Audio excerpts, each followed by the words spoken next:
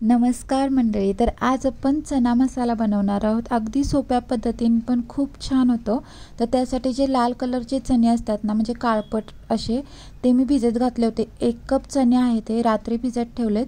चांगले 2 ते 3 वेळा धुवून स्वच्छ पाण्यामध्ये भिजत ठेवल्यामुळे आहे त्या पाण्यासकट मी त्याला कुकरमध्ये ॲड केले आणि वरून अर्धा ग्लास सारखं पाणी ॲड केलेलं आहे. सोबतच 2 तमालपत्री, 1 इंचसारखी दालचिनी आणि 4-5 आपल्याला मिरी टाकायचे आहेत. आणि सोबतच मी याच्यामध्ये मीठ पण टाकलं होतं. मीठ टाकल्याने चण्याला चांगली चव येते. आता आपल्याला 4 शिट्या करून घ्यायच्या आहेत मीडियम गॅसवरती, कारण रात्रभर भिजलेले चणे आहेत त्यामुळे 4 शिट्यांमध्ये अगदी परफेक्ट शिजले जातात. एका साईडला कुकर होतोय तोपर्यंत आपण सगळी चॉपिंग करून घेऊया. एकदम सिंपल चॉपिंग लागते याला.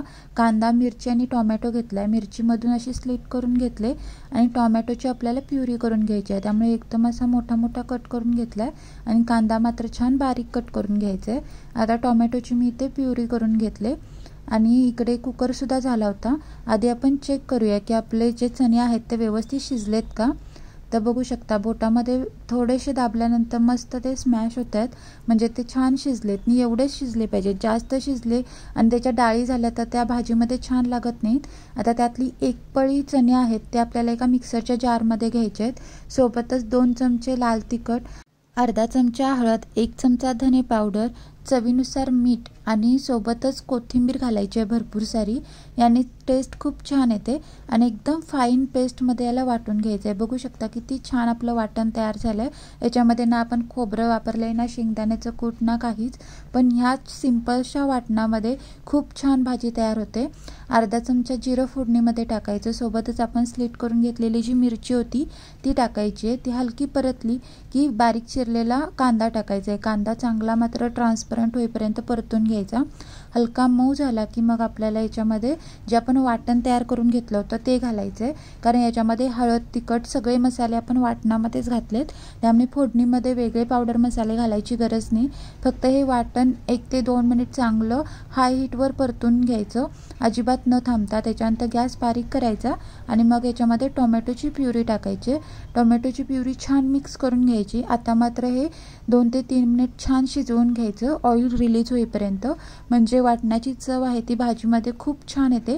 अशा पद्धतीने चणे एकदा नक्की घरी ट्राय करून बघा. एकदम कमी मेहनतीमध्ये पटकन बनवून तयार होतात. आता आपल्याला याच्यामध्ये उकडलेले जे चणे आहेत ते पाण्यासकट घालायचे आहेत. तुम्हाला एकदम सुकी सुकी भाजी हवी असेल तर चणे गाळून घातलात तरी चालेल, पण मला इथे हलकी ग्रेव्हीची भाजी हवी होती म्हणून मी पाण्यासकट घातलेलं आहे. 2 मिनटं शिजवू द्यायचं आणि लास्टला आपल्याला 1 चमचा गरम मसाला टाकायचा आहे. याने भाजीला खूप छान चव येते. आता मात्र झाकण ठेवून 2 ते 3 मिनिट चांगलं शिजवून घ्यायचं, म्हणजे चण्यामध्ये ग्रेव्हीचा सगळा फ्लेवर उतरतो आणि मस्त लागतात ते खायला. बघू शकता जितकं आपण पाणी घातलं होतं ते थोडं थोडं कमी झालं आहे आणि मस्त अशी आपली उसळ तयार झालेली आहे. ना जास्त थिक ना जास्त थिन, एकदम परफेक्ट. तुम्ही भाताबरोबरही खाऊ शकता आणि भाकरीसोबतही खाऊ शकता. लास्टला याच्यामध्ये मी बारीक चिरलेली कोथिंबीर टाकले आणि आपला चना मसाला एकदम 10 मिनिटात बनवून तयार होतो. तो तयार झालेला आहे आणि बघू शकता किती छान कलर आला आहे. त्याची ग्रेव्ही किती छान दिसते. एकदा नक्की ट्राय करून बघा. रेसिपी आवडली, यूजफुल वाटली तर नक्की रेसिपीला लाईक करा, शेअर करा, चॅनलला सबस्क्राईब करा, बेल आयकॉन दाबा. पुन्हा भेटू. Bye bye.